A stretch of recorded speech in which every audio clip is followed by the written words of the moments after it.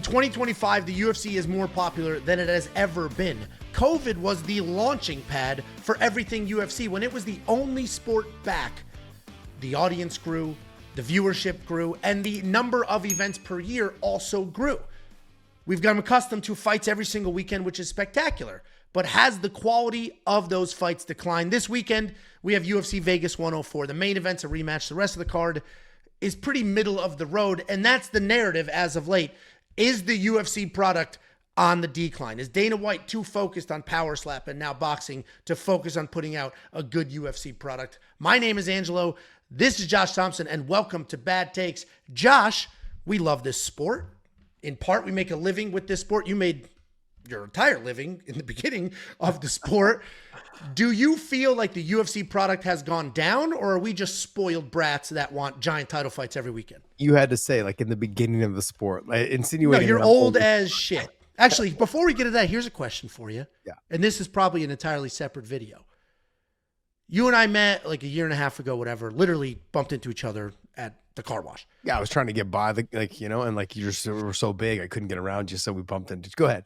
Broad shoulders, biceps. I get it. Yeah. So, well played. Do you think, completely off topic, do you think if somebody doesn't know who you are, they're a casual? No, not at all. Okay. All right. No, I'm actually, to be honest, I love that when they don't know and then they get to know and then they're like, oh man, I went and like saw some of your fights and then they became a fan of the sport. I enjoy that. Like, especially here in Texas, fighting is not huge in Texas. People would think it would be because, there's a lot of men's men out here, gun-toting, Christian, Bible-thumping people, right? But no, it's not the case. I came out here and football is God. Football is Jesus out here. It reigns supreme out here is football. And then everything else kind of falls by its side. It's football. And then you got baseball, I think would probably be number 2.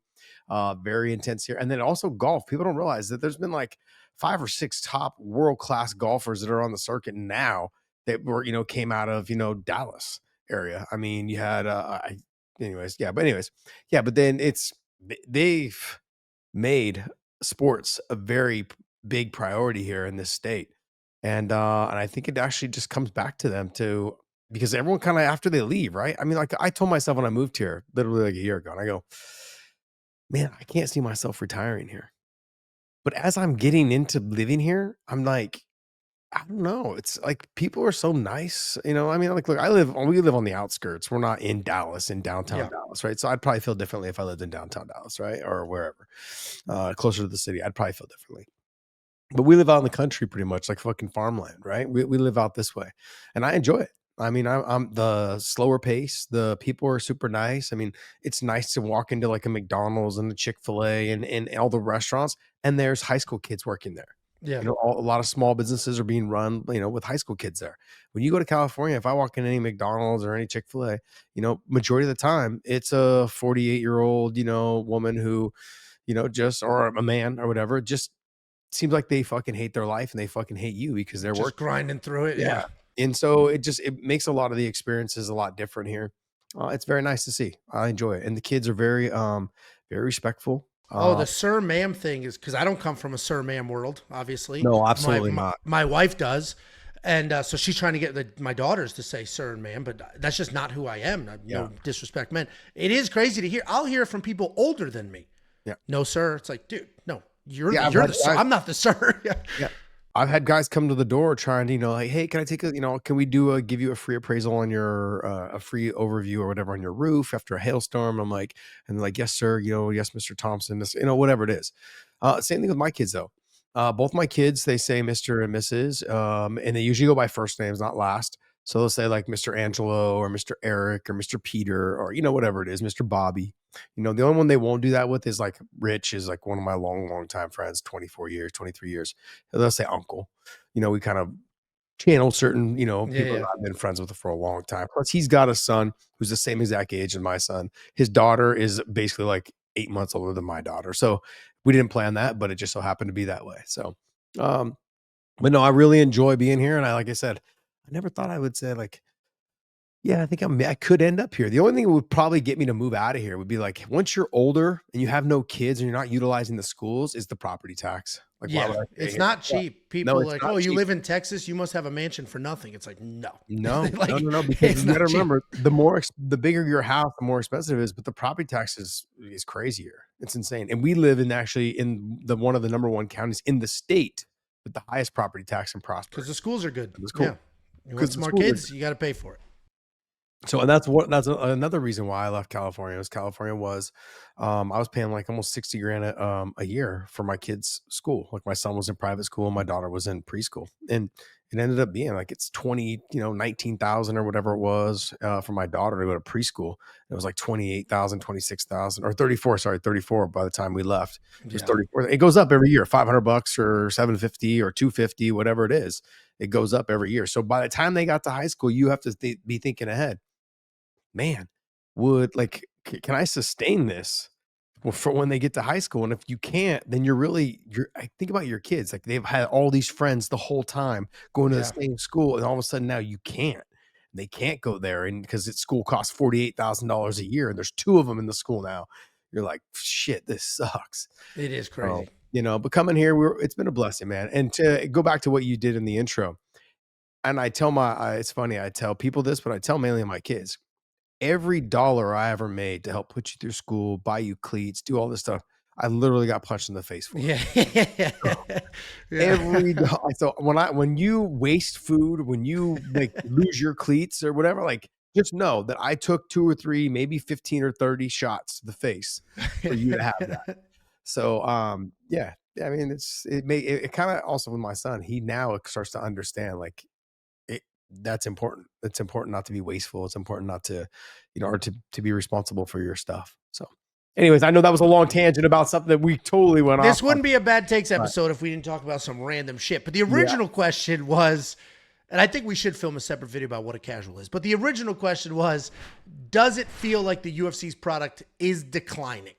We're getting a lot more cards with new faces, a lot more cards with, people that are 2 and 3 in their last 5, and just it doesn't feel as big. Is that just we are spoiled crybabies because we get fights every single week at a pretty good level, or is there literally a decline because they're just trying to do a couple top heavy pay-per-views a year? no, what I believe is we just did a video on this, is they lack star power right now. And when you lack star power, there's transitional periods between when stars are coming and when they're going. I'm sorry, but we're right at the end stage of the lightweight division having the stars. Dustin Poirier leaving, Justin Gaethje probably leaving in here soon. Charles Oliveira getting older as well. He probably will leave in the next year or two. There's Islam is 32, but I know just by having conversation with him and training with him for a long time, the Daggies, they don't want to have a long career. They want to have it be impactful and then get out while they still have brain cells. Get out when they're still on top. That's what they want to do. They don't want to be in there until they're 38, 40, 42, 44 trying to make money. They're not doing that. And Islam won't be in that situation. He'll try and make his run at his second title, but and maybe even a third. He may be that guy. But the thing is, they lack a star power right now. And I think what we're seeing is a transitional period. I think the only weight class that really has star power right now is the 135-pound division.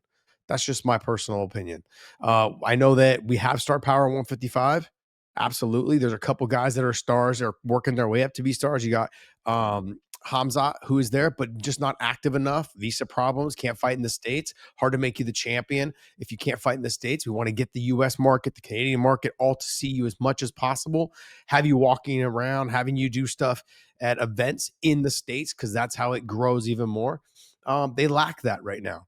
So they're having a hard time finding somebody in there. But look, once these other guys, because think about this, look at the lightweight division. The up and comers have not been able to beat the Lions that have been there for 5-6 years. The Dustin Poirier and the Justin Gaethje, sure, they've lost, but then they've come back and made another run at it while that person that beat them has fallen off. They're not easily replaced. These guys are fucking killers. They're lions. That's exactly what they are. They're not going to go quietly into the night. They're going to be like, hell no. They have gone their whole career. They've gone down kicking and screaming. They are not going to fucking go down and leave lightly. So if you want to get to that top number 1 spot, you're going to have to fucking beat one of them. And that's no easy task. And so I think right now what we're seeing is the UFC has a star problem. We can understand that, but it's just a changing of the guard. A lot of the fighters, I mean, Jose Aldo is still fighting. You know, and I love Jose Aldo. He's a fraction of what he was. He doesn't kick as much, all those things, but he's still at a top level. He's still fighting at a top level. Those guys are going to start to make their way out. The new generation will start to make their way in. My concern is this: does the new generation start to look at this as a business instead of being fighters? And if you start looking at it as a business, which it is, and I think you got to build your brand, do all those things, but you're going to see the business side of it start to take over to where we have guys that are like kind of prima donnas, guys that are like, they're good fighters, but they're not guys that like, fuck yeah, I'm going to whoop that guy's ass. They're making business decisions when they take fights. That makes it so difficult to be, a Hunter Campbell and McMaynard and Sean Shelby to do their job. I want to put the two best guys. I want to put these two fights together. That's what makes MMA so great. Is I want to put these two guys together because they're number 3 and number 5 or number 2 and number 4. But you can't do that if these fighters are like, nah, man, I deserve to get paid more for that fight. That guy's really good. No, like that's where we're gonna start to have some problems. So outside of that, I think no, we're headed in the right direction. I like what they're doing. I know, and I hate it and I like it. This weekend, it's a common occurrence. Once the pay-per-view happens, everyone's burnt out a little bit on fights. The weekend after is what? It's fighters at all. It's either they're trying to build a young star on there who's 16-1 or 10 or 9-0. And they have them fight someone who they're trying to probably get rid of. That's one way of looking at it. Or they have two fighters that they really like that both are coming off losses and they're trying to get one of them a win so they can start to put them back on a winning track. That's kind of how the weekend after pay-per-views fights have been going. And I understand. I get it. You've got to build these guys up, after they've torn themselves down or after they've fallen. So that this is the weekend after pay-per-views. It's an opportunity for the hardcore to start to follow like younger talent, or to get guys that they like watching fight, get them a win and get them back on track so people continue to watch them. Yeah, and I know with the narrative, like a lot of people on Twitter are just sort of screenshotting this weekend's fight card saying It's the always UFC is after cooked, the pay-per-view. UFC products things. And it's definitely always after a pay-per-view. And I look at it a few different ways. The UFC is both a sport and entertainment. And some of these cards that have almost no name recognition or are loaded with fights, like this card. This card has a lot of actual UFC vets, right? There's not a ton of newcomers. Maybe there's 4 in a 13 fight card. But there's a lot of fights that don't matter for any division, right? There's nobody that's trying to work their way up the rankings or will get a ranked opponent next with a win. There's not a lot of impactful fights as far as the division is concerned, as far as building a star is concerned. But there are a lot of entertaining fights on this card. I have no doubt in my mind that this will be a fun fight card. And I think that's the balance the UFC has to have, especially in this model. In this current pay-per-view model, they have to sell giant pay-per-views and make some money there. They also have an actual quota they need to hit with the number of live events on ESPN under their current deal. And there's only so many fighters on the roster, and only so many of those fighters have any sort of name recognition or, connection to the fan base. So when people look at a card like this, or if they go back to the UFC Vegas 101 card that opened up 2025, it was a whole lot of this card is terrible. Is this the worst card of all time? But if you look at it and you look at the actual fights and you watch it, no, that was an entertaining fight card. The matchmaking was pretty solid considering what they had. And it is a weird balance because if we want these monster pay-per-views, we need to save those fighters for the monster pay-per-views. And if we want exciting, fun fight nights, we need to find a balance of like, who's a good established fighter that we wouldn't necessarily burn on a pay-per-view, but we want to put him in a proper 5-round fight. A lot of people blaming this on the Apex. Oh, they're just throwing crap together for the Apex. While the Apex has its own flaws, I am personally in the camp of I'd rather have some fights than no fights. And a weekend like this, am I going to be gassed up, wake up, ready to go, pumped? I cannot wait to see a rematch of a fight we just saw 2 years ago that wasn't amazing. No. But am I glad that there's fights on? And will there be some fights and some narratives that come out of it? A couple of UFC debuts that might build something of themselves? I am looking forward to that. So I do think we have a situation where the UFC uses the Apex, the non-regional fight nights, to try to build a couple of new people, flush out, to your point, some older people maybe they don't really want around anymore. And then they'll take those guys, throw them on a pay-per-view when it's time for a pay-per-view. But lots of criticism going towards the UFC now at some of these matchups and some of the fight cards. Yeah, you said like you want to try to save fighters for the big pay-per-views so that people feel like they're getting their money's worth, whatever it is. Let me give you guys an example. Is after I knocked out Nate Diaz, right? I was scheduled to fight for the UFC title against Anthony Pettis. Anthony Pettis gets hurt, I don't fight. But in this conversation after Anthony Pettis gets hurt, they say, "Hey, we want you to fight, this guy." They said Ramanov, I think, or something like that. He was a Daggy guy. He trained with Islam. They've competed against each other a bunch of times, 5-time Sambo champion. And I was like, he was ranked number 15 or 14 or something like that. I'm like, wait, I'm the number 2 guy in the world right now, supposed to be fighting for the title, and you're gonna give me this guy? I was like, nah, I'm good, man. I'll wait till he's healthy. And Joe Silva gets a little upset with me. And he's like, hey man, I'll fucking just sit you for 6 months. And I just told him, I just got done fighting 3 times in less than like 9 months. I've got some money stacked. I can wait around for a while. And then I said, look, bring me a top 3 guy. And I said, I'll fight whoever. You bring me a top 5 guy, I'll fight whoever. So they offered me RDA. I took the RDA fight. And then like a week later, 2 weeks later, he said, hey, would you mind fighting Benson instead? I was like, fucking, I'll fight Benson for sure. I took both fights, no problem, because they were both ranked in the top 5. But the next time I saw him was in Houston, getting ready to promote. I was still scheduled to fight Pettis. No one knew yet the fight was off, but he flew me out to Houston. I was hanging out with Joe Silva.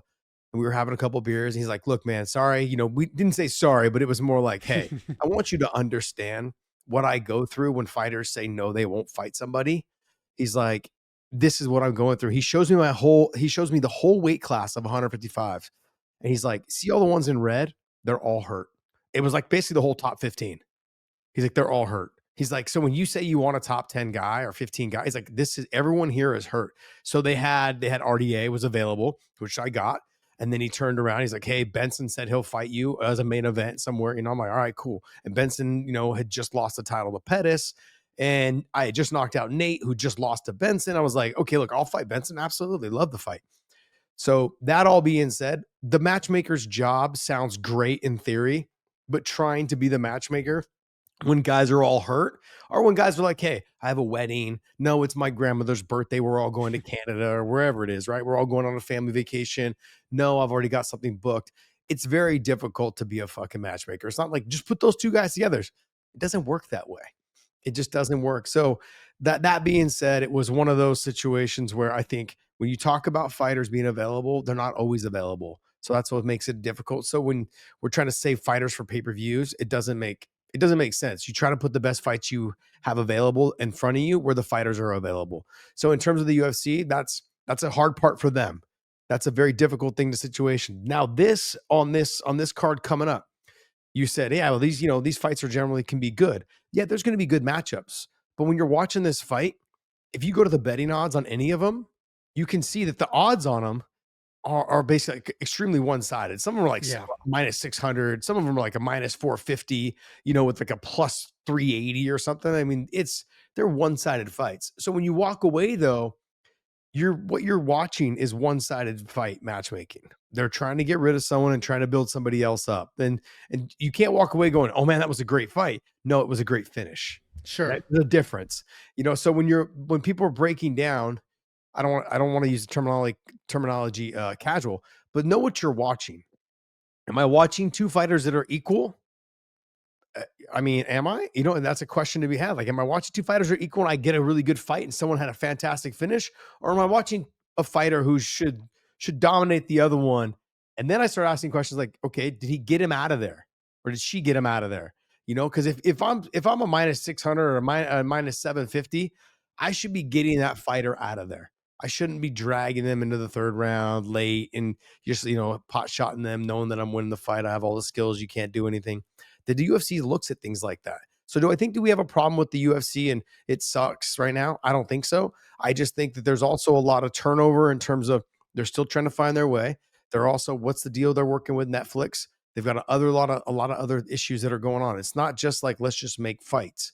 I know that's what the brand is all about, but they're, like I said, you don't know which fighters are available. That's one. 2 is, what's their goal in the long term? If you're a matchmaker, I just had this conversation with someone because I did an interview this week with MMA Junkie.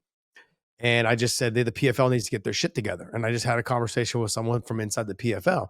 And they're like, Josh, like, we're literally trying to schedule these guys 2-3 fights out. So we have an idea. We want to say, hey, this is who we have, and this is who we want you to fight. I go, but the problem is you can't foresee the future. And that's the hardest you're part. assuming wins along the way. Yeah. So it doesn't matter what promotion you are. They have a schedule. Like, okay, if this guy wins, we take him here. If this guy wins, we take him here. And then what happens if you have a draw? You're fucked. Like, I know it's not common, but there's so many hoops that a matchmaker has to jump through. They're planning 2-3 fights ahead. If he beats this fighter, now I can take him here. If he beats this fighter, now I can take him here. And maybe one more shot and we're at a title shot. In theory, it all sounds great. But now the fighter's got to do their job, and that's very difficult as well. So it doesn't always work out and plan out the way. Do you really think, Angela, you brought this up the other day, do you really think the UFC wanted Uncle Ab to win? Yeah, no, of course not. And let's be honest, the reason why the John Jones fight wasn't signed with Aspinall is because I think if Poatan won, it would have been John Jones and Poatan over the Aspinall situation, 100%. And it probably would have been at 205. Probably, and you're right. They definitely did not want that to happen. They're waiting to schedule a giant event and go that route. I think to put a button on the overall topic of is the UFC declining, I think it's a combination of we're definitely spoiled. We've got a lot of fights all the time, always. There's 52 Saturdays in a year. And what's the schedule? Like 43 events, something like that. 44 or something like that a year. We, other than from, the Christmas to New Year break, we never get 2 weekends in a row of no fights. So it's a phenomenal schedule, and we are very spoiled. Every other sport has seasons where the UFC does not have seasons. But I do think that the overall quality of the individual cards is declining. But I think it's a combination of there's too many events. There's just literally too many events. On top of that, as the sport is getting better, right? People are getting better. People are fighting at a younger age. They're improving faster. We're not getting these wild undefeated streaks. It's harder to build superstars when everybody's getting losses randomly because everybody's getting better. I also think the Apex is part of the problem per se, not because of anything other than it is a smaller cage. There's not as big of a crowd. The noise isn't there. And some fighters have said, it's hard to get into that mode sometimes because we are it feels like sparring almost at times, and I have to find my rhythm. I also think the current business model of giant pay-per-views and the ESPN deal and how many they have to do, that affects these cards as well. Let's say we moved to Netflix. Every event was 100% free. There are no more pay-per-views. Not free. It's still... Well, you get my point. Yeah. You're in your monthly subscription. So let me rephrase it. If we move to an environment where you don't need certain cards to sell a certain amount, they can spread some of these out. And then you will get giant random title fights on a regular event instead of a numbered event. And you'll have a better mix of what's going on. So I think the number of fighters on the roster, the number of events they have to do every single year, the number of free events versus paid events, I think that is all a combination that is leading to, some of these events are just not great. The last thing I'll mention, which I forgot to mention earlier, is there's obviously that class action lawsuit. I'm not going to run down that. But there was a couple things that came out of the old school way. So you mentioned you sat with Joe Silva. You were talking to Joe Silva, and he was like, well, I'm going to sit you. They legally can't do that anymore. They tried to get ahead of this class action lawsuit by guaranteeing 3 fights a year. And in order to guarantee 3 fights a year, assuming people are healthy, some of these fighters have to fight, whether they're exciting or not, whether they're fun or not, whether you want, they have to fight. And I have to offer them fights. And I got to put them somewhere, so let me bury them over here on this card. So I think it is just a perfect storm of, the individual cards aren't spectacular in some cases, but we have fights almost every single weekend. The fights can be entertaining, and we still get these monster pay-per-views. And I think overall the product is spectacular, doing better than ever. But if you want to zero in on an individual event, you could certainly say, this isn't great. And we wouldn't have gotten this 5 years ago. It's hard for me to say because I think we're doing, let's talk about the glory days of the sport. When are the 2 or 3 moments in the sport where it has been considered probably the greatest of the sport? When it was, I'll tell you, from a fan, fan perspective, when it was one event a month, so there's only 12 a year, there was one a month. No, I'm talking about the whole sport. From this time with the conception of it to now, when were the moments where people were like, the most talked about Sure. the sport was? Tell me. The original Ultimate Fighter finale that, on Spike TV for free, that brought in a tremendous amount of fans. Chuck Liddell versus Randy Couture, that pay-per-view had everybody talking. And then, I don't know, Tito versus Chuck 2 was another giant pivotal moment in the sport that people talked about for 6 months. Not like we just talked about Poatan and Ankalaev and then we'll get over it in a couple of weeks. I mean, that was talked about for a very, very long time. I think those are probably 3 giant pivotal, at least in that era. Obviously getting an ESPN deal, stuff like that were big. COVID, huge turning point for the sport because of the Apex. Yeah. So the two single, sorry, I'm rambling. No, I'm doing a job. We call this the Josh. The two most pivotal points in the sport were probably A, Ultimate Fighter finale, and B, COVID. When they did Fight Island, they did the Apex, and they were the only sport back. Mm-hmm. Those 2 things probably gave you the giant leap in viewership more than anything else. Okay, so I'm gonna agree with you on those 2, but I'm gonna add 2 more. The Ultimate Fighter finale was definitely the thing that catapulted them into the sport being able to stay around. It was literally going to get shut down had that fight not delivered. They wouldn't have re-signed another deal. They did the deal after that fight in the fucking back alleyway.